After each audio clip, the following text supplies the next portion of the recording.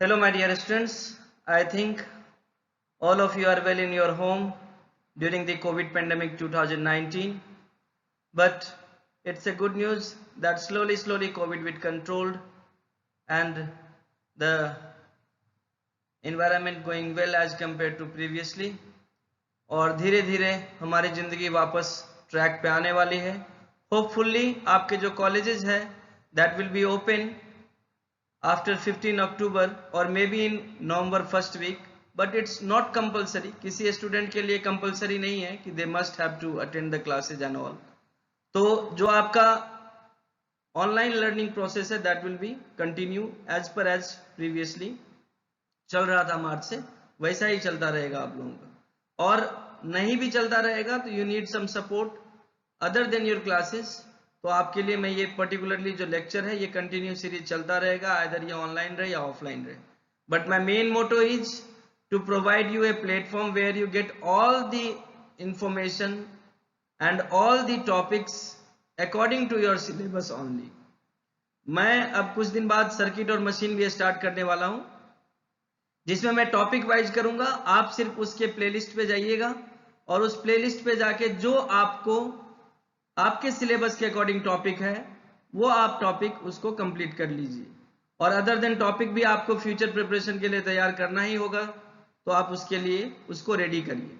Before that आपको मैं हमेशा रिक्वेस्ट करता हूं कि प्लीज, मुझे जरूरी नहीं है कि अदर लोग भी मेरा चैनल सब्सक्राइब करें. इवन मेरे फैमिली मेंबर्स को भी मैंने चैनल सब्सक्राइब नहीं करा है. My main motto to concentrate my channel only for electrical engineers right now. मैं सिर्फ और सिर्फ इलेक्ट्रिकल इंजीनियर्स पे कंसंट्रेट कर रहा हूं कि इलेक्ट्रिकल इंजीनियर्स ही मेरा चैनल सब्सक्राइब करे और इलेक्ट्रिकल इंजीनियर्स के जो फैकल्टी है वही मेरा चैनल सब्सक्राइब करे, ताकि इलेक्ट्रिकल इंजीनियरिंग से रिलेटेड में जो भी इंफॉर्मेशन है regarding your syllabus as well as job portfolio मैं सारा का सारा आप लोगों को प्रोवाइड कराता हूं. तो जो भी डिप्लोमा के हैं या आईटीआई इलेक्ट्रीशियन है या डिप्लोमा इलेक्ट्रिकल है या इंजीनियरिंग में बीटेक इलेक्ट्रिकल या बी इलेक्ट्रिकल या एमटेक इलेक्ट्रिकल कर रहे हैं, वो मेरे चैनल को सब्सक्राइब करें. इसके अलावा जो भी हमारे कॉलीग्स हैं, फैकल्टी मेंबर्स हैं, वो भी चैनल को सब्सक्राइब करें और शेयर करें स्टूडेंट के साथ में. और जो हमारे सीनियर प्रोफेसर्स हैं वो भी चैनल को सब्सक्राइब करें और मुझे जरूर गाइडलाइन प्रोवाइड करें कि आप इस लेक्चर को किस तरह से और इम्प्रूव कर सकते हो. मैं धीरे धीरे जो भी मॉडिफिकेशंस हो रही है लेक्चर्स में during the graphics during the presentation वो मैं कर रहा हूं and hopefully it will get better day by day sure. So guys, अब हम लोग आते हैं अपने टॉपिक पे and my topic is thyristor valve testing. इससे पिछला लेक्चर जो हम लोगों ने लिया था एचवीडीसी का, वो क्या था हमारा, वो था हमारा थायरिस्टर वॉल्व. थायरिस्टर वॉल्व्स क्या होते हैं. अब थायरिस्टर वॉल्व्स के बारे में हमने पूरी जानकारी ले ली, आप मेरे पिछले लेक्चर्स को रेफर कर सकते हो. अब मेन चीज आता है कि थायरिस्टर वॉल्व जो है इसको लगाने से पहले we need to put some test. उसका हमें प्रॉपर टेस्टिंग करना है कि उसकी हम टेस्टिंग किस तरह से करेंगे. तो कौन कौन से टेस्ट होने हैं उसके, वो हम स्टडी करेंगे इसमें. तो पहला लाइन ही क्या कहता है, it is used to check the capability of a valve to perform effectively under the condition specified. Means हमें उसकी सारी पोर्टफोलियो चेक करनी पड़ेगी उस थायरिस्टर वॉल्व की, कि वो जो भी हमें ऑपरेशनल और स्टैंड स्टिल कंडीशन में जिस कंडीशन में हमें फंक्शनल चाहिए, जो भी हमने स्पेसिफाई किया है वो सारा प्रॉपरली काम कर रहा है कि नहीं कर रहा है. उसके लिए हमें इस थायरिस्टर वॉल्व को एक टेस्टिंग प्रोसेस से गुजारना होगा, जो कि हम करेंगे. जनरली टेस्टिंग जो है वो उसको क्लासिफाइड किया गया है. Test are classified as two types generally. First one is dielectric test and second one is operational test. तो डाइलेक्ट्रिक टेस्ट क्या होता है, ऑपरेशनल के टेस्ट क्या होता है, इसके बारे में हम अलग अलग से डिटेल में स्टडी करेंगे. तो पहला है अपना dielectric test are classified as.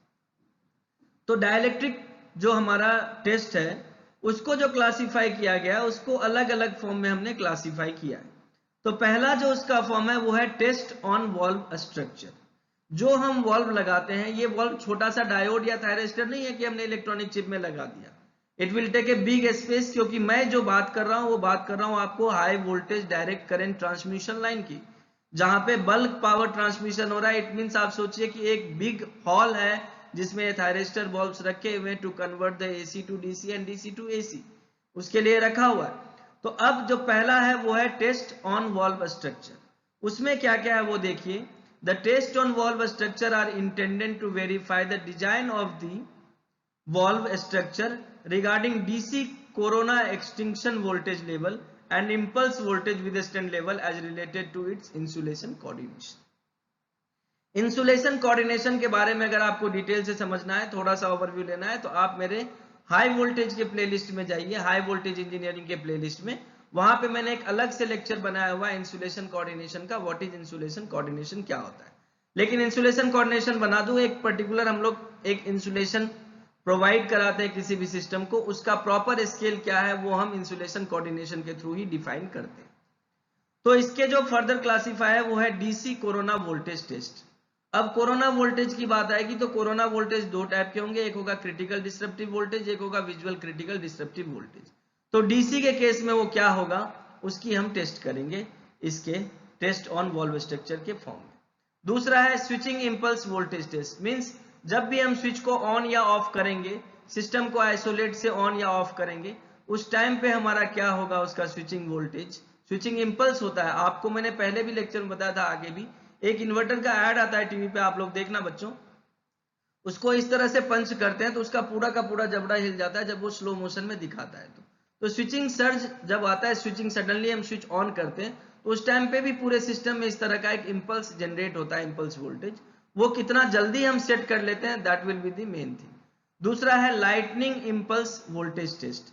Lightning impulse voltage test क्या होता है, जब भी रेनी सीजन होगा, थंडरिंग होगा, तो थंडरिंग होगा तो हम देखेंगे कि नियर बाय अगर कहीं थंडरिंग हो रहा है तो उसका हमारे जो थायरिस्टर का जो वॉल्व है उस पर क्या इफेक्ट आता है, वो सारी चीजें हमें उसमें देखनी है। उसके बाद जो नेक्स्ट टेस्ट है आपका वो है आपका dielectric test are classified as. दूसरा जो डाइलेक्ट्रिक टेस्ट है वो है वॉल्व विथस्टैंड वोल्टेज टेस्ट। जो हमारा वॉल्व है वो कितना वोल्टेज बेयर कर सकता है उसका एक टेस्ट होता है। तो उसमें साफ लिखा हुआ है it's intended to verify the design of the valve to withstand various types of over voltages. यानी सिस्टम में जितने भी ओवर वोल्टेजेस होंगे उसकी हम टेस्टिंग करेंगे कि क्या जो हमारा थायरिस्टर वॉल्व है that will be bear all this withstand voltage और नॉट। तो ये इस टेस्ट में करेंगे। अब ये टेस्ट क्या क्या वेरीफाई करता है वो आप देखिए। The test must verify that, उस पूरे टेस्ट में जो हम लोग ये करेंगे वॉल्व विथस्टैंड वोल्टेज टेस्ट, उसमें क्या क्या चीज हमें वेरीफाई करना है वो आप देखिए। पहला है sufficient insulation is provided and test the effectiveness of internal over voltage protection circuit. तो ये हमें सर्किट को देखना है कि जो हम उसको प्रॉपर इंसुलेशन प्रोवाइड करा देंगे और उसका देखेंगे कि इंटरनल ओवर वोल्टेज प्रोटेक्शन हो रहा है कि इफेक्टिव हो रहा है कि नहीं हो रहा है। दूसरा है partial discharge will not occur under normal and such discharge under high voltage conditions are within safe limit। अब पार्शियल डिस्चार्ज क्या होता है, आपने कभी देखा है पार्शियल डिस्चार्ज? पार्शियल डिस्चार्ज को मेजर करने के लिए हम लोग दो टाइप के बनाते हैं, एक बनाते हैं narrow band partial discharge detector circuit और दूसरा बनाते हैं wide band partial discharge circuit. वो आगे जब आरटीयू के सिलेबस में आप पढ़ेंगे वहां पे है, बट आईकेजी पीटीयू में नहीं है दोनों सर्किट, बट मैं एक्सप्लेन करूंगा आगे जब मैं टेस्टिंग ऑफ 5 वोल्टेजेस में जाऊंगा तब। पार्शियल डिस्चार्ज आप ये समझिए कि जो अंदर का हमारा डाइलेक्ट्रिक मीडियम है वो कहीं ना कहीं से डिस्चार्ज उसमें हो रहा है, उसमें कोई और मीडियम इनबिल्ट हो रहा है, उसके कारण जो पार्शियल डिस्चार्ज हो रहा है उसकी हमें एक प्रॉपर फिल्म बनती है और उस फिल्म के डायमेंशन के हिसाब से हम लोग उसकी क्वालिटी और प्रॉपर्टी चेक करते हैं। तीसरा है the grading and damping circuit have sufficient power rating. Dampers लगाते हैं उसमें, उसके स्ट्रिंग बना के, ताकि उसमें जो है वो स्ट्रिंग एफिशिएंसी उसका प्रॉपर मेंटेन रहे। स्ट्रिंग एफिशिएंसी को डिटेल में अगर आपको जानना है तो आप ट्रांसमिशन डिस्ट्रीब्यूशन में जब हम लोग कैपेसिटर्स लगाते हैं, डाइलेक्ट्रिक कैपेसिटर्स, उसमें मेजर करते हैं, यहाँ पे भी वो जरूरी है क्योंकि अगर हम सेम रेटिंग की सेमी कंडक्टिंग थायरिस्टर वॉल्व लगाते हैं तो जरूरी नहीं है कि वो हर एक में इक्वल वोल्टेज डिस्ट्रीब्यूट करेगा सीरीज में, तो वो भी हमें चेक करना है। नेक्स्ट है the voltage distribution along the series connected thyristor string is satisfactory and the various components of the valves are able to withstand the over voltage. ये पूरा का पूरा हमें चेक करना है। लास्ट है the gating circuit immune to interface due to impulse voltages. जो gating circuit है वो जो है वो इंपल्स वोल्टेज से हमारे उस पूरे थायरिस्टर को प्रोटेक्ट करके रखे, इम्यून करके रखे। इम्यून मतलब अभी बहुत चल रहा है कोरोना के टाइम में इम्यूनिटी मींस गेटिंग सर्किट में हमारा वो प्रॉपर मैनेजमेंट होना चाहिए कि जो हमारा इम्पल्स वोल्टेज से हमें वो बचा सके, स्विचिंग इम्पल्स वोल्टेज हो या लाइटनिंग इम्पल्स वोल्टेज हो, ओवर वोल्टेज है ये, इसके कारण जो हमारा सिस्टम है वो बेकार नहीं होना चाहिए। क्लियर है? अब नेक्स्ट स्लाइड पे हम लोग जाते हैं। नेक्स्ट स्लाइड में देखते हैं कि ये तो हो गया आपका dielectric test. Dielectric test generally कितने टाइप के हो गए? 2 टाइप के हो गए। पहला हो गया आपका ऑन स्ट्रक्चर टेस्ट और दूसरा हो गया डाइलेक्ट्रिक टेस्ट में वॉल्व विदस्टेंड वोल्टेज टेस्ट। अब तीसरा जो मेन पैरामीटर इसमें आता है वो आता है कि इस वेरीफाई के बाद हमारी कंडीशन कितनी होनी चाहिए।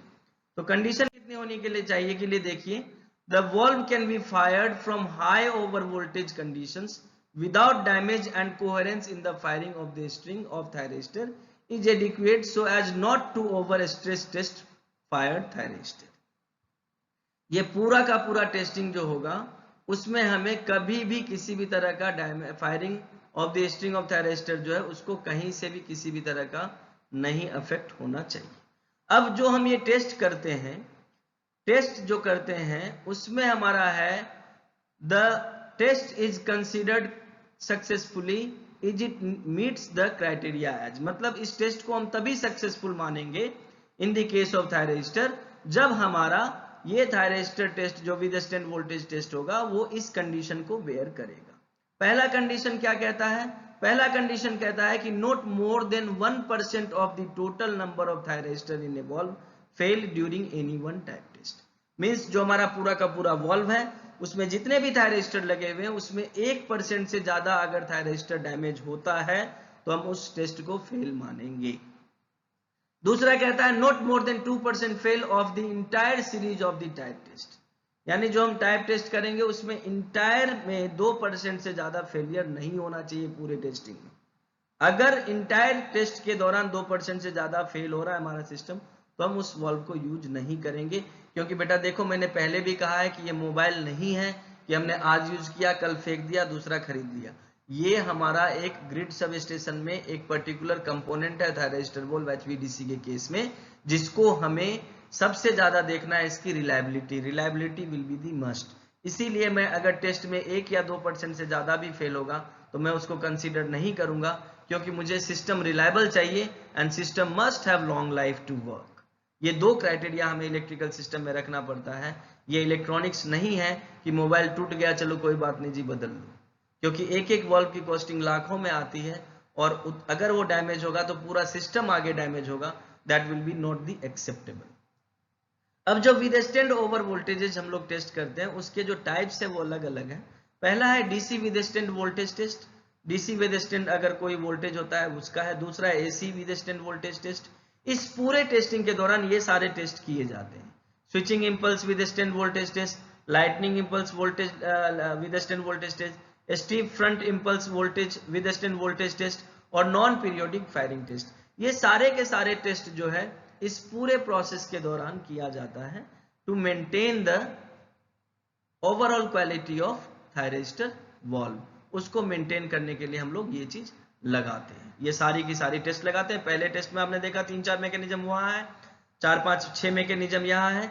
इस पूरे टेस्टिंग के बाद हम ये दोनों क्राइटेरिया मेंटेन करते हैं। अगर ये दोनों क्राइटेरिया मेंटेन नहीं होगा तो हम सिस्टम को थायरिस्टर वॉल्व को हम प्रॉपर यूज में नहीं लेंगे किसी भी सिस्टम। अब हम लोग जो फर्स्ट टेस्ट था हमारा वो था हमारा डाइलेक्ट्रिक टेस्ट। अब हम लोग बात करेंगे सेकेंड टेस्ट की, that will be the operational test. Operational test में क्या है? It can be performed on valve modules instead of complete valve. इसमें पहले जो हम लोग वॉल्व मॉड्यूल की बात करते थे उसमें हम लोग अब टेस्ट करेंगे, कंप्लीट वॉल्व में हम लोग टेस्ट अब नहीं करेंगे ऑपरेशनल। तो पहला जो है वो क्या है? पहला है आपका टाइप टेस्ट। टाइप टेस्ट जो है वो कितने टाइप के होते हैं वो आप देखिए। पहला है short circuit current withstand subsequent blocking test. दूसरा है हीट रन टेस्ट। तीसरा है मिनिमम ऑल्टरनेटिंग वोल्टेज टेस्ट। चौथा है intermittent DC voltage test, valve losses test और thyristor case temperature rise test और करंट शेयरिंग टेस्ट। ये 7 टेस्ट होते हैं टाइप टेस्ट के दौरान। मैं डिटेल में इसलिए नहीं जा रहा हूं क्योंकि आपके सिलेबस में जो है सिर्फ ये लिखा हुआ है कि टेस्टिंग ऑफ थायरिस्टर वॉल्व और एक छोटा सा टॉपिक है। तो आपसे जब टेस्टिंग ऑफ थायरिस्टर वॉल्व पूछा जाएगा तो क्वेश्चन ये नहीं आएगा कि explain the operational test of thyristor valve. अगर ये भी आएगा तो 4 नंबर में आएगा, sufficient matter you have to write the answer. Otherwise if the question came कि explain the testing of thyristor valve, तो जो मेरी 5 स्लाइड्स है और जो पूरा इंटायर लेक्चर है उसमें आपको इतना सफिशिएंट मैटर मिल जाएगा कि you attempt the question more than 3 to 4 page as long answer type solution. तो दूसरा जो आपका टेस्ट है वो है प्रोडक्शन सैंपल टेस्ट, जिसमें पहला हम लोग करते हैं periodic firing and extinction test, दूसरा जो है वो है short circuit current without subsequent blocking test. तो ये दोनों टेस्ट जो है हम लोग ये करते हैं प्रोडक्शन सैंपल टेस्ट में। अब अपने पास ये आता है कि द ऑपरेशन टेस्ट, जो हम लोग ऑपरेशनल टेस्ट कर रहे हैं उसमें लिखा है operation test must demonstrate that, ये जो पूरा का पूरा हम टेस्ट करेंगे 7 प्रोसेस यहाँ पे हैं और 2 प्रोसेस यहाँ पे हैं। इट मीन्स जो भी हम ये 9 प्रोसेस करेंगे, ये 9 के 9 प्रोसेस को हमें क्या करना है, 9 के 9 प्रोसेस को हमें इस तरह से डेमोन्स्ट्रेट करना है। वो अब आप देखिए किस तरह से करना है। पहला है the valve functional properly under various specified test condition, जो वाल्व का फंक्शन है वो प्रॉपरली होना चाहिए वेरियस स्पेसिफाइड टेस्ट कंडीशन के दौरान। दूसरा है the turn on turn off voltage and current stresses are within the capabilities of the thyristor and other internal circuit. तो नेक्स्ट हम लोग देखते हैं और क्या क्या डेमोन्स्ट्रेट करना है।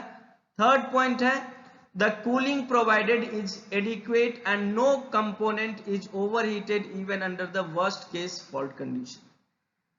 मींस जो कूलिंग है वो आपका प्रॉपरली होना ही चाहिए, उसमें किसी भी तरह की सेक्रीफाइस हम लोग नहीं कर सकते हैं। सिस्टम ओवरहीटेड नहीं होना चाहिए, वर्स्ट से वर्स्ट कंडीशन में भी सिस्टम को हमें ओवरहीट नहीं करना। नेक्स्ट है आपका valve losses are within specified limit. अगर वाल्व लॉस होता है तो एक स्पेसिफाइड लिमिट में वो लॉस हो और कोई लॉसेज उसमें नहीं हो। जैसे उसमें किसी तरह का कोई वोल्टेज ड्रॉप हो रहा है या पावर ड्रॉप हो रहा है, वो एक स्पेसिफाइड लिमिट में हो, उससे ज्यादा नहीं हो। लास्ट पॉइंट कहता है the surge compression capabilities of the thyristor for the worst fault condition is adequate.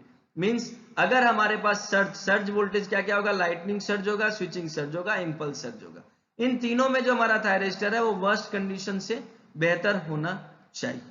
अब ये जो सारे कंडीशंस हैं, the criteria for the success of the type test are the following. ये जो पूरा का पूरा टाइप टेस्ट हमने किया है वो किस तरह से सक्सेसफुल होगा वो आप देखिए। पहला पॉइंट कहता है not more than 1% of thyristor have failed. Similarly dielectric test की तरह कि 1% से ज्यादा थायरिस्टर फेल नहीं होना चाहिए ड्यूरिंग द टेस्ट। दूसरा है नो फेलियर ऑफ इलेक्ट्रॉनिक्स और अदर कंपोनेंट, यानी कि जो भी इलेक्ट्रॉनिक्स और हमारा अदर कंपोनेंट है वो फेल नहीं होना चाहिए। तीसरा है there are no disruptive discharges across dielectric material, cooling tubes और light guides.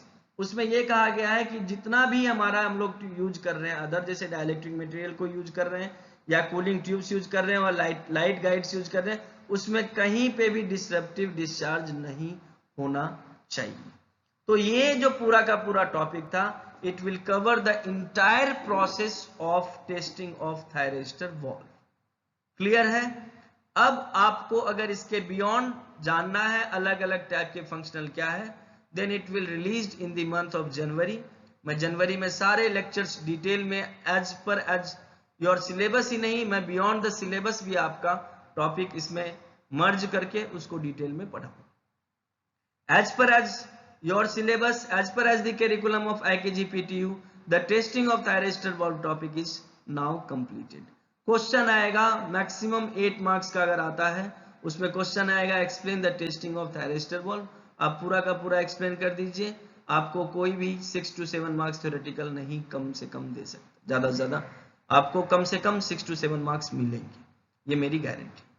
So guys, if you are the student of electrical engineering student, diploma engineering student और ITI इलेक्ट्रीशियन और faculty members in any university, any college in the department of electrical engineering, kindly subscribe my channel and share with your friends to get the basic concepts of all subjects of electrical engineering in a single platform, that is the Electrical Engineers Solutions.